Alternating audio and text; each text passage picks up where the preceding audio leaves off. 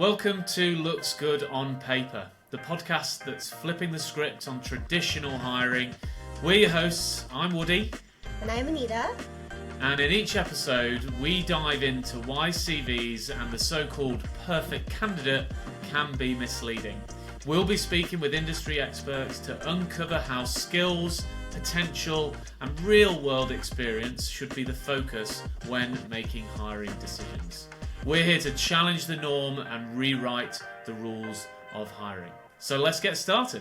Thank you, Theo, for joining this episode of Looks Good on Paper.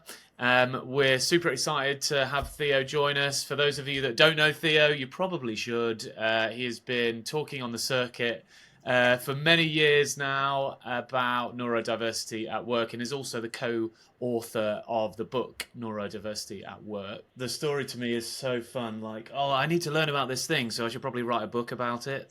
You know, that seems like a neurotypical thing to do. The first question that we ask in this podcast is always, what's the biggest hiring mistake that companies just keep making over and over again, even though, you know, it's obvious that it's not really working? Wow, the biggest mistake is not providing people with the opportunity to show their best selves. It is that simple. And the problem is when you create situations of crisis and people panic, we are then surprised why people panic and do things that seem out of the ordinary. So example, using things like AI to combat AI, people putting things in their CV they may not have done. Great example, the amount of actors I've heard of putting on their CV that they can ride a horse only to get the job where they have to ride the horse, but they can't ride the horse. But the desperation to get work where there is no work is so much so that you do desperate acts. And I think at the moment, the world that we're in, we're creating these desperate situations where we then see desperate acts from humans. At the very sharp end, there's not enough jobs for people to feed themselves and their families. And therefore, that in itself is creating desperate acts for work, for employment. And then employers, back to that point of the question, are not helping because they're making it really difficult for people to demonstrate what they can do. And that becomes a problem for organizations, for recruitment teams, for assessment, for hiring managers, because we're now not seeing what we need to make informed decisions that are the best decisions for the workplace, the hiring manager, and the candidate. Yeah, absolutely.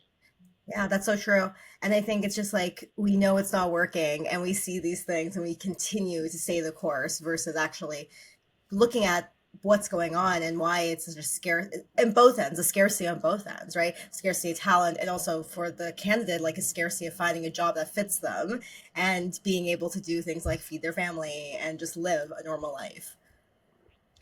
Yeah, and the only thing I'd add to that is, I think with the use of AI that you obviously mentioned, Theo, like, the reality is that a lot of candidates think that it's actually helping them, when in reality it's really not. It's like the opposite, where they're creating CVs or applications that look good on paper, but in reality, like, they look like every other applicant in the end. You know, every applicant can ride the horse, even though they can't, right? Sure. And employers aren't educating them around it.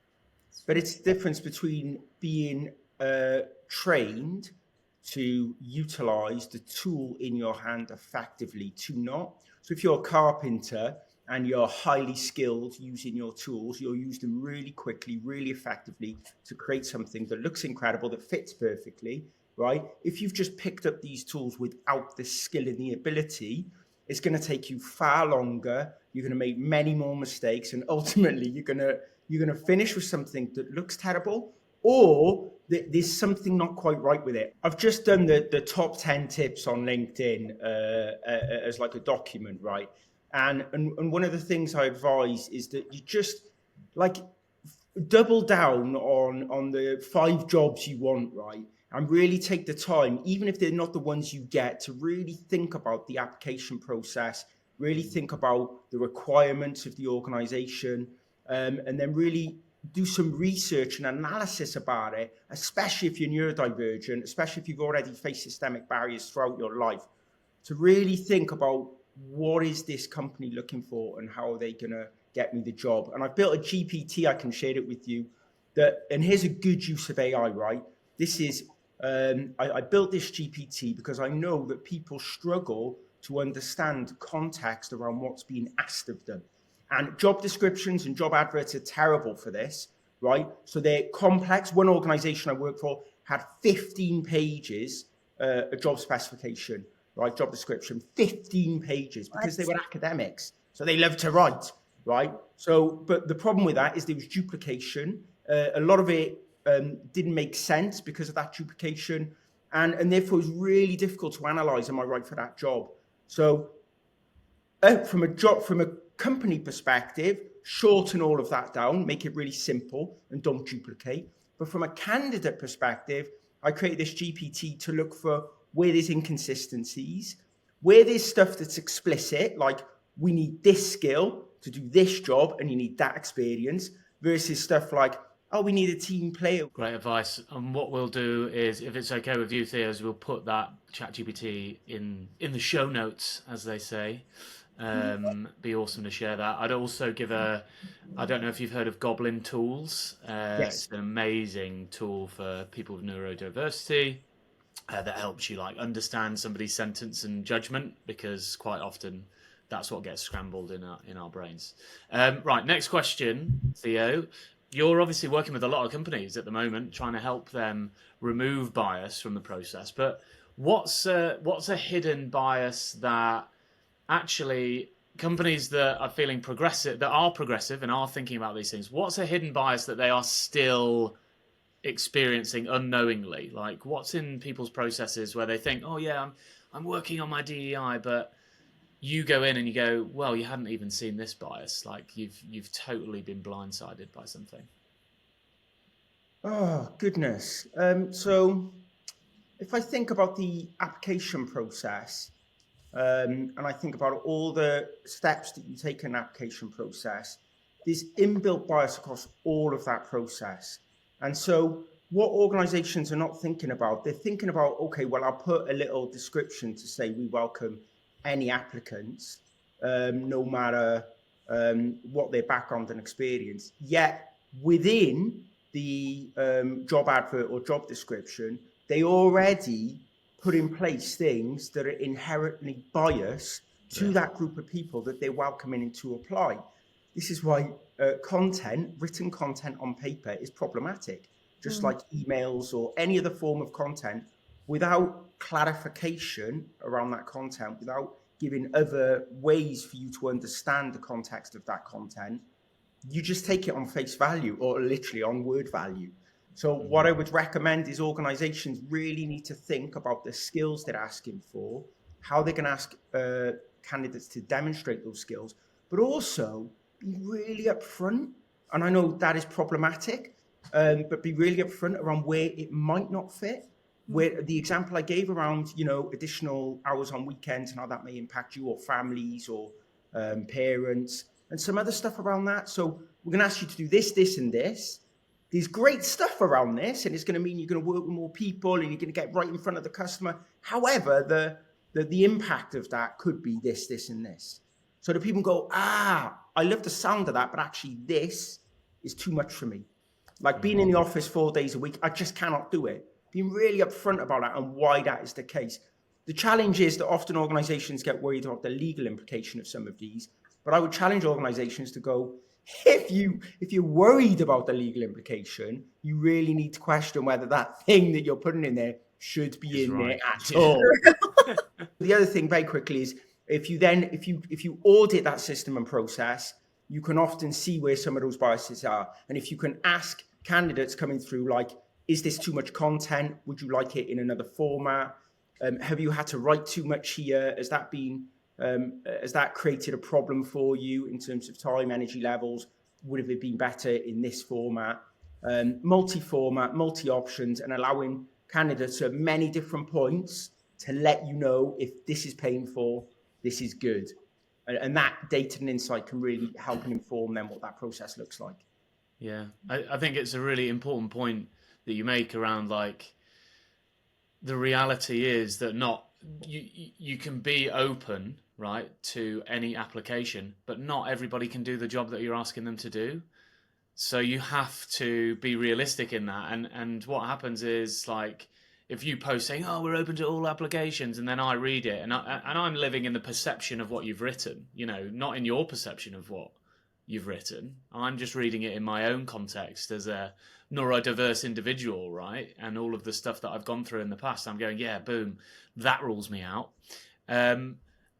The reality is, if somebody's more open about, like, what skills are genuinely needed and what skills are desirable or trainable or whatever, that's where you get the clarity, and you can go as a candidate, you can go, yeah, do you know what, this isn't for me, and that's okay, because I don't want to do this bloody job either. Like, they don't want me in their company, and I don't want to do the job. So yeah, it's a really good point.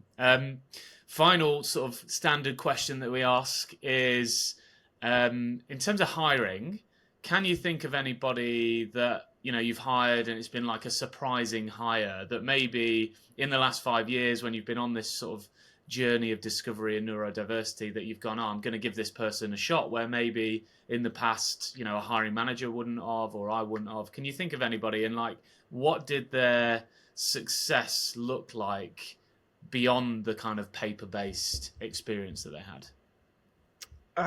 Well, I've seen where somebody struggles on my team, and then where they've thrived. And where they've struggled is because in a certain environment, the kind of the culture of that team, the way that they worked, that particular individual found very difficult. Now, on a massive manufacturing site, where people can be quite challenging and difficult, and where you need people to action things, you might need to go and ask them 4 or 5 times, and they're busy. When you've got somebody that kind of has that laser focused view and keeps digging down and pushing on things in recruitment, in that big environment where you could walk 30 minutes to get to the other side of it, was really powerful. When they were in an RPO type organization, where they were based with the team of other recruiters, and there was less of that, and you were sat at the desk all day long, and they really struggled. It really had a negative impact on the rest of the team. The same person in the same organization effectively, versus when they were outsourced, really can have a massive difference. So that was profound for me as a manager. So how would an organization identify the better structure for someone? So I think, like, this is great, and it's like, that's how would, maybe if you have a thought on, like, an easy way to identify that, if there is one that you can share. That's the challenge, right? That's complex. So, but you're not going to get it through writing it on paper, because the whole thing about this person is they're highly skilled, great experience within engineering from a recruitment perspective, so really good depth of knowledge. Like, many aspects, you get in front of that person and they are like, whoa, this person really knows their stuff, they get their job, they're going to look great when they are in front of customers because of that depth of knowledge. So much of the nuances of that person's ability, you are not going to get on paper. Arguably, you're also going to struggle to get that just in a very less dynamic face-to-face interview as well. So I think when we think about being able to support that individual and understand some of those complexities around how they deal with it, we're thinking about their skills, we're thinking about how they work really in the moment. And you're just not going to get that sometimes from some of the traditional methodologies around recruitment assessment and capturing that in one format. The diversity of how you assess that individual and the options you give them to allow them to show how they engage, I think is really important. I think the other really important thing is the onboarding piece, which I think we get wrong for so many candidates. Once we have gone through that process and gone, this is the right person, I think a lot of organizations then miss out massively on that onboarding piece to really understand, right, how is this person going to integrate into the rest of the workforce, and what changes and adaptations and coaching support can we give in that period of time? Yeah, 100%. It's like you've got the job, relax. Now tell us how we get the best out of you.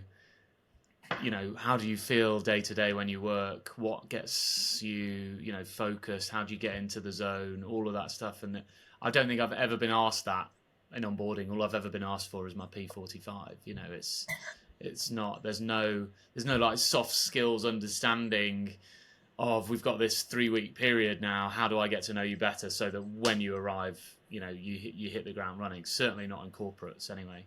Yeah, definitely one way. No, saying it's just definitely one way, right? It's like, you're here on the job now. Here's everything about the company and your role. Learn. You should learn. It's never like that 2-way conversation of how can we do this better together. We can get them to buddy up, and they can identify things like, actually they may really struggle with technology in terms of learning the process, but when they've learned it, they smash it out of the park. These are all little seeds that we can place and pick during the whole process, right from that first moment where we provide them with the employer branding or job advert. We have opportunities to do this all the way through, but we don't kind of shove it in an interview part or an assessment part and don't think about the rest of that journey. And obviously, as we believe, you know, the whole idea that you could understand that and drip that from just a paper-based application is, you know, pretty insane. So, so look, Theo, thank you so much for coming on the podcast. I had one final sort of wildcard question. You touched on it earlier about AI within the recruitment world right now, and you talked about, you know, that recruiters have a responsibility. So what if I was a recruiter right now and I have that responsibility? I don't really know how to go about educating candidates on how to use it properly. What would be, you know, your simple advice of where can I start as a recruiter to go, I'm going to educate people on how to use this tool to get them a job and you know, actually amplify their good skills as opposed to just turning everything into, you know, fabricated information? Yeah, well, I think, you know, I mentioned it there. If you can use something that's already been pre-built and has a reputation in terms of the way that it can analyze information, you mentioned Goblin tools as an example there, then ultimately then you can ensure that when you're utilizing that tool, it's had some rigor behind it to ensure that it's delivering what it says it can deliver. But ultimately, candidates just need to be well informed that they are responsible for the information that they obtain and that they provide in whatever format that they do it. And if you're going to research on Google and get a stat by Deloitte, or if you're going to get it from AI, a stat from Deloitte, or Wikipedia, right? If you've not validated where that information insight comes from, there's a really good chance it is not accurate. It's someone else might have put it in an article that looks good. It might even be in Wikipedia and looks good. But when you track that data back, you find that actually it was somebody who just pulled it and they'd used AI to get it. So my advice would be to really work with candidates to ensure that what they're providing you, they've given the time and consideration to really pick through it and really think, does that resonate with me? Do I agree with it? Is it written in a language that makes sense? So yes, use AI, but use AI like any other tool to sharpen the saw so that you can be the best you can be. Yeah, absolutely. Really good point. Great advice. Thank you, Theo. So we're going to wrap up there, but if you want to get in touch with Theo, I'm guessing LinkedIn's probably the best place to go to as a LinkedIn top voice. You should be relatively easy to find, but we'll obviously put the link down in the show notes. And yeah, thank you so much for coming on. I appreciate it. Thanks, Theo. Love your content. Thank you so much for sharing it with the world. No problem. Thank you. Great to be here. So thanks for tuning in to Looks Good on Paper. We hope today's conversation helps you rethink what really matters when it comes to hiring. Don't forget to subscribe, share with your network, and stay tuned for more insightful discussions that are shaking up the entire hiring process. Catch us next time as we continue to challenge the status quo. Until then, remember, it's not what looks good on paper, it's what they can do.